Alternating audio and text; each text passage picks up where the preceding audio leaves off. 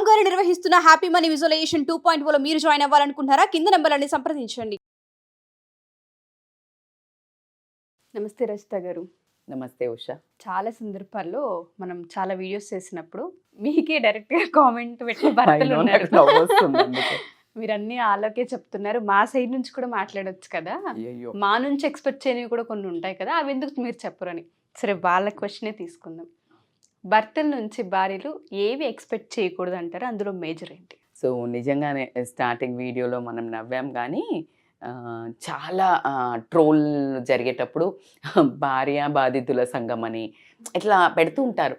కానీ apart from the jokes, real లైఫ్లో కూడా స్వతహాగా ఇప్పుడు మనకి కౌన్సిలింగ్ వచ్చిన వాళ్ళని కానివ్వండి, నేను నా అరౌండ్ చూస్తున్నప్పుడు కానివ్వండి, నిజంగానే కొన్ని గమనించిన విషయాలు మనము ఎంతైనా షేర్ చేసుకోవాల్సిన అవసరం ఉంది. అండ్ టు ద పాయింట్, నేను ఎప్పుడు వీడియోస్ మాట్లాడేటప్పుడు భార్యాభర్తల రిలేషన్ కానివ్వండి, ఏదైనా హెల్దీ రిలేషన్షిప్ ఉండాలన్నప్పుడు మనము ఎక్కువగా కొన్ని రిలేషన్స్ చెప్పేటప్పుడు, ఈవెన్ దో నేను లేడీస్ అని చెప్పినా కూడా డిస్క్రిమినేషన్ లేకుండా ప్రతి దగ్గర ఇద్దరు అంటూ ఉంటాను. ఎందుకంటే ఏ రిలేషన్ అయినా కూడా ఇట్లా జనరలైజ్ ఉండదు. ఆడవాళ్ళంతా మంచి సత్యపూసలు, మగవాళ్ళంతా ఇలా చెడ్డవాళ్ళు, అలా ఎప్పుడు, లేకపోతే మగవాళ్ళంతా మంచోళ్ళు, ఆడాలంతా గయ్యాలు, అది ఎక్కడ ఉండదు. ఏదైనా జనరలైజేషన్ ఉండదు. కాబట్టి దీంట్లో ఎవరెవరు ఏ వర్గానికి చెందిన వాళ్ళు ఏదైతే లోపాలు జరుగుతున్నాయో వాళ్ళ లైఫ్లో అవి కరెక్ట్ చేసుకుంటే గనక హెల్దీ ఉంటుంది అనే విషయాన్ని చెప్పడం జరుగుతుంది. అయితే ఖచ్చితంగా మీరు అన్నట్టు మగవాళ్ళకి నిజంగానే అదేంటో దౌర్భాగ్యమైన స్థితి ఏంటంటే, ఆడదానికి కోపం వచ్చినా, బాధేసినా, ఏడుస్తుంది, అరుస్తుంది. మగవాళ్ళు కాస్త గొంతెత్తి అరిసినా, వాళ్ళు ఏడిస్తేనైతే ఇంకా మగవాడు ఏడవద్దని ఒక ట్యాగ్ లైన్ కూడా వచ్చింది. మగవాళ్ళు ఏడిసినా నమ్మకూడదు, ఆడదాన్ని నవ్వితే ఏదో ఉంది కదా, ఒక సుత్తి, ఒక ఎవడు రాశాడో అదేదో టైం పాస్గా ఏదో ఒక రాసి ఒక ట్యాగ్ లైన్ రాస్తే అది పట్టుకుని దాన్నే వేసి రుద్ది రుద్ది రుద్ది పాపం జెంట్స్ని, అంటే మగవాళ్ళని, భర్తలని అన్ని మాట్లాడొచ్చు మనం. వాళ్ళకి అసలు ఎమోషన్ అనేది షేర్ చేసుకోకుండా, వాళ్ళకి ఒక హుందాతనంగా ఉండాలి అనేది ఒక ప్రెషర్ రుద్ది రుద్ది వాళ్ళ కంటికి నీరు వస్తే ఏదో చిన్నతనం అయిపోద్దని రుద్దటం వల్ల ఆ బాధ కాస్త కోపంగా, ఉక్రోషంగా, ఈగోగా, యాటిట్యూడ్గా, రకరకాల పరిపరి విధాలుగా ఒక్కొక్క భర్త కానివ్వండి, మగవాళ్ళు కానీ చూపించడం జరుగుతుంది. ఆ ఎమోషన్ అనేది దే కాంట్ రిలీజ్. ఎందుకంటే వాళ్ళకి ఒక గోవర్ధనగిరి పర్వతం ఎత్తినట్టు వాళ్ళ నెత్తిలో ఒకటి ఎత్తేశారు. భర్త భరించేవాడు, భర్త ఇలా ఉండాలి, అంటే ఈయనే ఈ పనులన్నీ ఇవే చెయ్యాలి. ఫర్ ఎగ్జాంపుల్, పని మనిషి ఉందనుకోండి, అంట్లు దోవటం, ఇల్లు డోవటం, బట్టలు పిండటం, ఇవన్నీ నీ జాబ్స్, బాత్రూమ్లు కడగటం అని ఎలా ఒక సిరీస్ ఆఫ్ సెట్ ఆఫ్ ఉన్నాయో, భర్త అనగానే భర్తే డ్రైవింగ్ చేయాలి, భర్తనే తీసుకుపోవాలి, భర్తనే షాపింగ్కి తీసుకెళ్ళి, భర్తనే డబ్బులు, ఇలా అన్నీ ఉన్నాయి. సరే, మరీ భరించలేనివి అంటే భార్య అంత అతిగా ఆయనను రుద్ది చంపి రోజువారీగా ఒక రకంగా ఉతికి ఇస్త్రీ చేసి ఆరిపడేసి ఒక 4 ఉన్నాయి. మరి అందరా మేడం అని అంటే అది మీరు చెక్ చేసుకోవాలి. ఎవరు ఇలా సతాయిస్తున్నారు, తెలుసో తెలియకో. తెలిసి అని మాత్రం నేను అనను, కానీ ఆ తెలిసి సతాయిస్తున్నా వీళ్ళే మళ్ళీ విక్టిమ్లలాగా ఫేస్ పెట్టడం కూడా జరుగుతుంది. ఎందుకంటే అదే జెంట్స్ అన్నట్టు ఆడవాళ్ళు ఇప్పుడు అలా ఏం లేరు మేడం, మీరు మొత్తం ఆడవాళ్ళ వైపే చెప్తారు అని అనుకోకుండా ఖచ్చితంగా వాస్తవాలు మీరు నిజంగానే చెప్తున్నారు, ఆడవాళ్ళు కూడా ఇలా ఉన్నారు.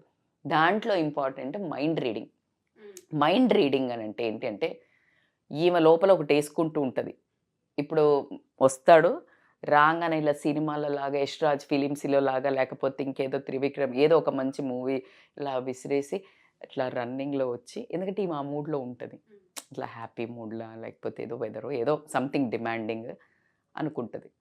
ఈ మైండ్ రీడింగ్, ఆ భర్త వచ్చి ఇలా చేస్తాడు, కానీ ఆయన లోపల ట్రాఫిక్, లేకపోతే బాస్ తిట్టడము, లేకపోతే అనుకున్న అప్రైజల్ రాకపోవటం, లేకపోతే వర్క్ ప్రెషర్లో ఏదైనా పాలిటిక్స్ ప్లే అవ్వటం, ఏదో జరిగింది. ఒక రకమైన ఫ్రస్ట్రేషన్, ఒక రకమైన బాధ, ఒక రకమైన హెల్ప్లెస్నెస్. ఎందుకంటే అక్కడ ఏం చేయకూడదు, ఏం అరవకూడదు, ఎవరిని ఇంట్లో వల్ల అరవగలుగుతాడు, అందుకే వచ్చి అరుస్తారు అంటూ ఉంటాం మనం. బయట మీద అరవరు, ఇక్కడ అరుస్తారు, ఇంట్లో పులి వీధిలో పిల్లి, లేకపోతే ఇలాంటి ట్యాగ్ లైన్స్ అవన్నీ పెట్టుకొని ఇంటికి వచ్చే వరకు ఈమెకి ఫీలింగ్ ఉంది కదా, వచ్చి ఆయన లోపలికి వెళ్ళిపోతాడు. వాట్ అంటే ఈమె మైండ్ ఇప్పుడు ఈమె ఈ మూడ్లో ఉంది అని ఆయన చదివేసి అలా చెయ్యాలి అని అనుకుంది. అలా చెయ్యాలి అని అనుకోవటం ఎక్కడి వరకు కరెక్ట్? అలా జరగకపోతే సర్దుకొని వెళ్ళే వాళ్ళు 25% అయితే దాన్ని కంటిన్యూ చేస్తూ అతని మూడుని ఇంకా పాడు చేస్తూ అన్ని విసిరేస్తూ లేకపోతే రూమ్లో వెళ్ళి ఏడ్చుకుంటూ ఇంకా మూడుని సర్వనాశనం చేసి అలా రోజు వారానికి 2-3 సార్లు అయితే ఆ బంధం ఎక్కడికి వెళ్తుంది? ఆ భర్త ఎవరైతే ఉన్నారో ఇంటికి కూడా రాబుద్ది కాని పరిస్థితి. ఆ బాధలో ఈ ఒక ప్రవర్తన మూలంగా తను వెళ్ళేసి తాగుడికో ఇంకేదైనా వ్యసనాలకో అడిక్షన్ అవ్వడం జరుగుతుంది. అవునంటారా కాదంటారా? ఖచ్చితంగా అవునని అంటాం. ఎందుకు అంటే నీ మైండ్ రీడింగ్ నువ్వు అనుకున్నది ఆయనకి ఎట్లా తెలుస్తుంది? ప్రతిసారి నువ్వు ఎట్లా ఊహిస్తావు? అతను ఏమైనా జాతకాలు చెప్పే అతనా, లేకపోతే మైండ్ రీడర్ హారస్కోప్ చెప్తున్నాడు? నువ్వేం ఎక్స్పెక్ట్ చేస్తున్నావు? It is very hard. ఎందుకంటే నీకు మొన్న ఎప్పుడో బ్లాక్ కలర్ ఇష్టం ఉంటుంది, 2 ఏళ్ళు అయ్యాక రెడ్ కలర్ ఇష్టం ఉంటుంది. People's feelings keep on changing boss. నీకు ఎప్పుడు ఏ సమయంలో ఏముందో తెలియదు. నీకు ఒకప్పుడు మల్లెపూలు తెస్తే లేకపోతే ఒక ఓవానో లేకపోతే ఏ కళాకాందో తెస్తే ఇష్టం. నీ స్టాండర్డ్స్ పెరిగినాయి. ఇప్పుడు అవి తెస్తే ఇదేనా అంటే సో నీ ఫీలింగ్స్ ఏంటి అనేది ఆయనకు ఎట్లా తెలుస్తుంది? So express your thoughts. అసలు నీ రేంజ్ ఆఫ్ ఐడియాలజీ ఏంటి? ఎప్పుడైనా కూర్చున్నప్పుడు అసలు నీకేం కావాలా, నువ్వేం ఇష్టపడుతున్నావు, నీ భర్త దగ్గర నుంచి నువ్వేం కోరుకుంటున్నావు అనేది మాట రూపకంగా, బిహేవియర్ రూపకంగా నువ్వు కూడా ఇస్తూ, నువ్వు కూడా ప్యాంపర్ చేస్తున్నావు. ఆయన దగ్గరికి పోయినావు, రాగానే వెళ్ళావు, ఎలా ఉంది ఈ డే అని అడిగినావు, తీసుకున్నావు, ఆయన మూడును అబ్జర్వ్ చేస్తున్నావు.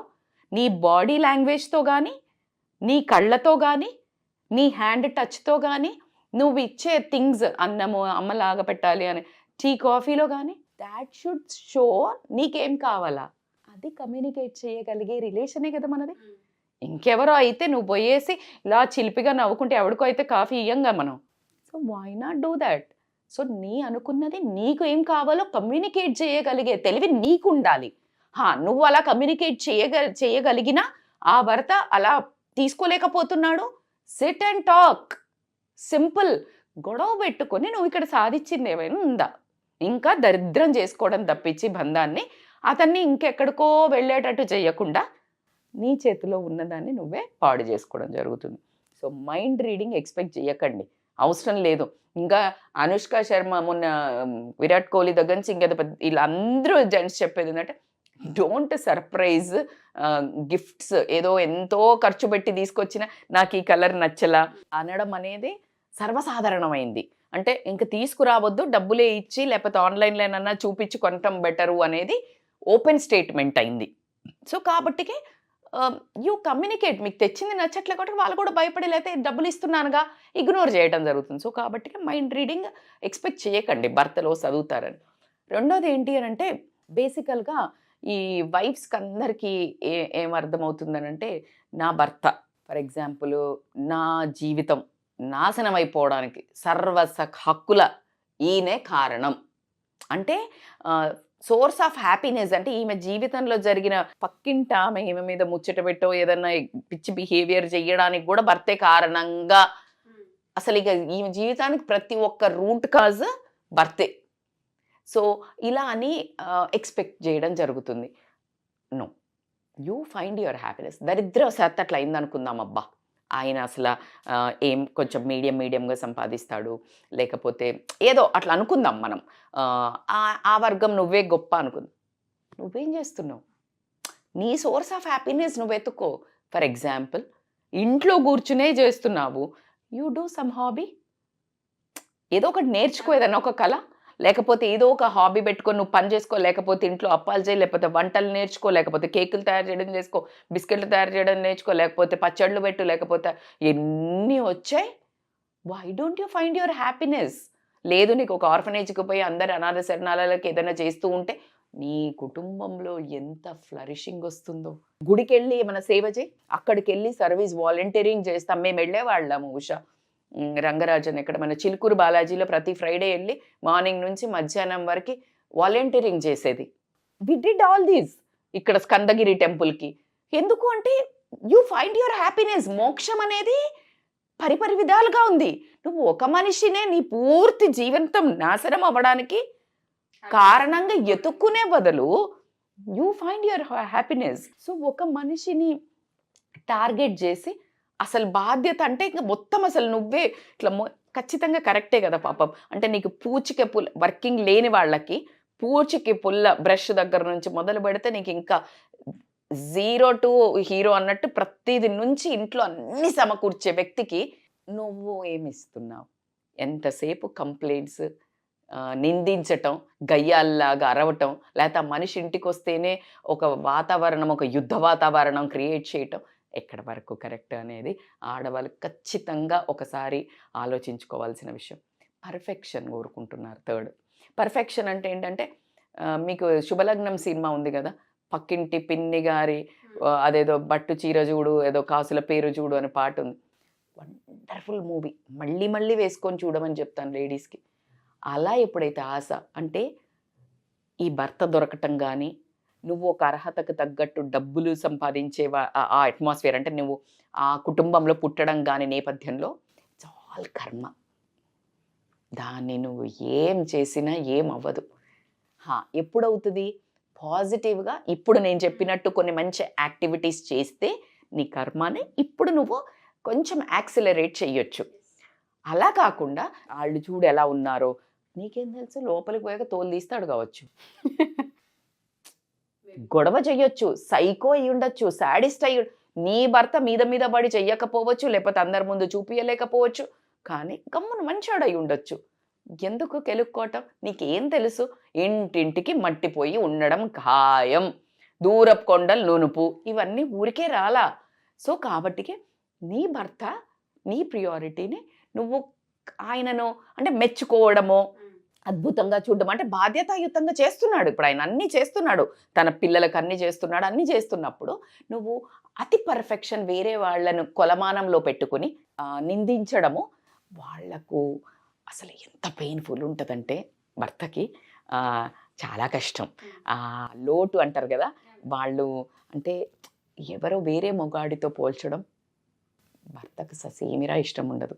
ఎలా అయితే మనం లేడీల విషయంలో కూడా చెప్తాం, ఇంకొకళ్ళను పొగుడుతూ ఆడవాళ్ళ ఆమె ఆమె ఆమె కర్రీ బాగుంది, లేకపోతే ఆమె ఎందుకు మా అమ్మ చేసిన కర్రీ బాగుంది అంటేనే నీకు చుక్కలు మళ్ళా 30 ఏళ్ల దాకా మీ అమ్మదే బాగుందిగా పో, మీ అమ్మదే బాగుందిగా పో అనేది సినిమాల్లో నుంచి ఎక్కడ దాకా చూసాం మనం reels. So how you compare, what you expect? Perfect అనేది ఏమీ ఉండదు.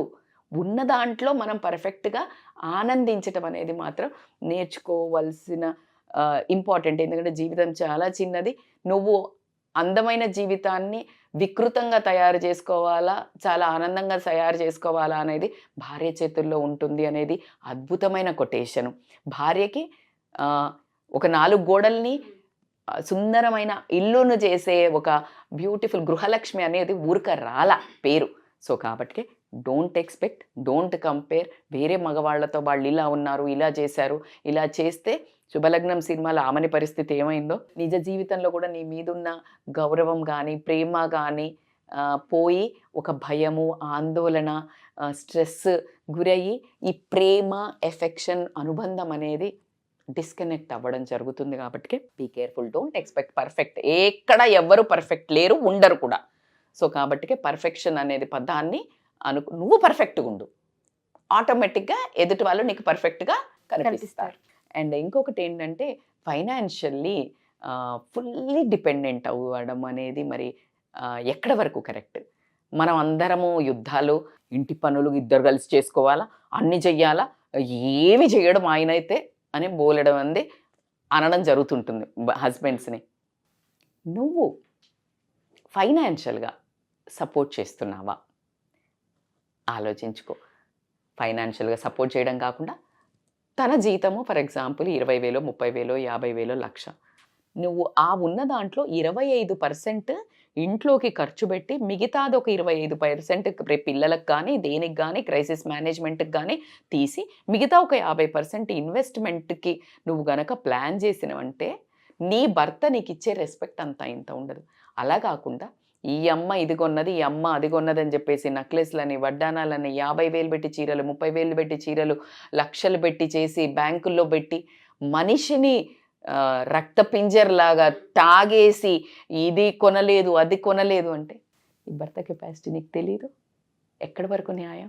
మనిషిని ఆర్థికంగా అసలు అక్కడ లేనిది నువ్వు ఇప్పుడు నీళ్ళు బోరేస్తున్నావు, అక్కడ జలమే పడదు అని చెప్పారు. ఏమేస్తావు? నీకెంత వస్తుందో తెలుసు, ఆయనకి ఏమున్నదో తెలుసు, ఎందుకు సతాయించడము అని నేను అంటాను. ఉన్న దాంట్లో సరిదిద్దుకుంటూ నీకు సరిపోవట్లేదు లగ్జరీస్కి, నీకు ఇంకా నువ్వు అకంపెనీ చేయి. ఇందాక మనం అనుకున్నట్టు ఏదో చిన్న చితక నువ్వు హాబీస్ నేర్చుకొని ఇంట్లో ఉండే, నాకేమీ రాదు మేడం, ఇంట్లో ఈ అన్నం కూర వండడం వస్తుంది, కేకులు చేయడం, నాకు ఫాళ్ళు గుట్టుకుని సంపాదించే వాళ్ళని చూశాను నేను, లంగాలు పెట్టి కోట్స్ కుట్టి సంపాదించే వాళ్ళని చూశాను. ఏ నామోషి, నీకు ఆశలు ఉన్నాయి, నీ కోరికలు ఉన్నాయి, నీ కష్టం వాల్యూ తెలియాలి కదా. మరి ఆ మనిషి మీద పడి అందరు ఓళ్ళు ఇంటిల్లి పాది ఇష్టం వచ్చినట్టు డిమాండ్స్ వేసేసే అంత ప్రిన్సెస్ అయితే నువ్వు కూడా పని చేయాలి కదా. నాకు పని చేత కాదు మేడం, నాకు అది తెలివి లేదు మేడం, నాకు బిజినెస్ రాదు మేడం, ఉన్న దాంట్లో అడ్జస్ట్ అవ్వు. ఆ మనిషికి చేదోడు బాదోడుగా ఉన్న దాంట్లో పొదుపు చేసుకుంటూ నువ్వు గనక అండగా నిలబెడితే ఆయన నిజమైన అజేయుడు అంటారు కదా. ఇక అంతకంటే ఏ రాజు ఎవరికి ఎక్కడ ఉండరు. ఎప్పుడు కానీ భార్య కళ్ళల్లో భర్త రాజులాగా ఉండాలి అనుకుంటాడు. కానీ ఇలాంటి మిడిసిపడే కోరికలు, పర్ఫెక్షన్ కావాలి అని, ఈమె జీవితం అష్ట కష్టాలు పడి నరకం అనుభవించడానికి అతనే అని గనక ఎప్పుడైతే అవసరం లేని నిందలు, నిజం కాని నిందలు, నీ అత్యాసతోటి, నీ యొక్క స్టాండర్డ్స్ తోటి, నీవు మితిమీరిన కోరికలతోటి గనక మితిమీరిన ఇంకొకటి ఇంపార్టెంట్ ఏంటంటే అనుమానం. ఎక్కడికి వెళ్ళాం, మీ అమ్మ దగ్గరికి వెళ్ళి మాట్లాడావు కదా, నా మీద కదా మాట్లాడుకుంది, లేకపోతే ఆడపడుచు మీదనో లేకపోతే ఇంకెవరైనా అమ్మాయిలతో ఇట్లా లేని వాళ్ళను కూడా ఇలాంటి వాటితో కనుక ఇబ్బంది పెట్టినట్టయితే బ్యాడ్ న్యూస్ ఫర్ లేడీస్కి, భార్యలకు ఖచ్చితంగా వాళ్ళు అవి చేస్తారు. సో కాబట్టికే నీ చేతులారా నువ్వే రూట్ మ్యాప్ నావిగేషన్ ఇచ్చి పంపిస్తున్నట్టే.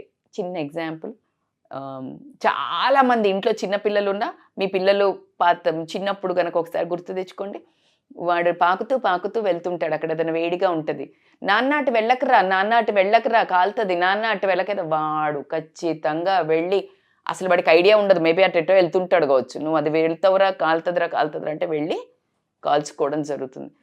సేమ్ అట్లాగే నువ్వేదో చేస్తున్నావు, నువ్వు మా వాళ్ళు పట్టించుకోలే అని ఆ దూరం పెరిగి నిజంగా ఇవన్నీ జరగడం జరుగుతుంది. కాబట్టి అనకండి, మీరు అన్నదే జరుగుతుంది. మంచి అనండి, మంచి మాట్లాడండి, దగ్గర తీసుకోండి. వాళ్ళు కూడా పోయి కష్టంగా వచ్చి రాగానే ఒక చిన్న చిరునవ్వు, నీకు కష్టం ఉండొచ్చు, నీకు బాధలు ఉండొచ్చు, నీకు డబ్బు సరిపోకుండా పోవచ్చు, నీ పిల్లలు చదువుకోకుండా ఉండకపోవచ్చు. సాధ్వి భార్య అని ఎందుకు వచ్చింది? సూపర్ పేరు, టాలరెన్స్, భూమాతకు ఉన్నంత ఓర్పు ఉండాలి అని అన్నారు. మరి ఆ ఒక్క పదాన్ని ఖచ్చితంగా మనకున్న ట్యాగ్ లైన్ని మిస్ చేసుకోకుండా, ఇంటికి వస్తే అమ్మయ్య, ఇంటికి పోయి అలా నీ ఒళ్ళో తల పెట్టుకుని వాళ్ళకున్న కష్టాన్ని మర్చిపోయి ఉంచుకునే ఒక తల్లిలాగా భార్యలు మారినట్టయితే మేబీ ఇవన్నీ కూడా చాలా జీవితాలు చాలా అందంగా, చిన్న ఉన్న దాంట్లో సుఖంగా ఉంటుంటారు అంటుంటాం, గుడిసెలో కూడా అలా భర్త ఫీల్ అవ్వాలి. భార్య కూడా తన భర్త ఏం తీసుకొచ్చినా ఉన్న దాంట్లో ఆనందంగా, కంపారిజన్స్ లేకుండా, తన ఆనందానికి కారణం భర్తనే, తన కష్టాలకు కారణం మాత్రం భర్త కాదు, తన విధిరాత అనుకొని యాక్సెప్ట్ చేస్తూ నువ్వు చేతులా తీసుకొని నువ్వు ఫైనాన్షియల్ ఇండిపెండెన్స్ సాధించి తనకి చేదోడు వాదాడుగా నిలబడితే అందమైన జీవితం ఉంటుంది మీ చేతుల్లో. సో బేసికల్గా ఉషా, జెంట్స్ ఇట్లా హ్యాపీగా అంటే వాళ్ళు పోయి వస్తారు, కాస్త సరదాగా వచ్చేసి ఇలా పక్కకు కూర్చొని ఏదో సరసం ఆడబోతే చాలే ఇది ఒకటే సరసం అనే ఆడవాళ్ళని కూడా చూసాం. కంపేర్ చేయొద్దు. అహం మీద ప్రేమను అర్నింగ్ అంటే నీ సంపాదనతోటి తులనాడావు అంటే వాళ్ళు పడిపోతారు అగాధంలోకి. భర్త నీకు కనిపించడు, కానీ ఆ కనిపించని దాని బాధలో నుంచి ఎప్పుడో ఒకసారి ఒక మృగం పుడుతుంది, దాన్ని నువ్వు టాలరేట్ చేయలేవు. ఆ మృగం పుట్టే వరకు నువ్వు మాటలతో కానీ, నీ ఏదైతే ఈ పిచ్చి ప్రవర్తనతో కానీ అందమైన ఆ భర్త ఒక రిలేషన్ని దూరం చేసుకోకపోతే మంచిది. Thank you ma'am, thank you so much. Thank you so much Usha. Suman టీవీలో మీ పర్సనల్ అండ్ బిజినెస్ ప్రమోషన్స్ కోసం కింది నెంబర్కి కాంటాక్ట్ చేయండి.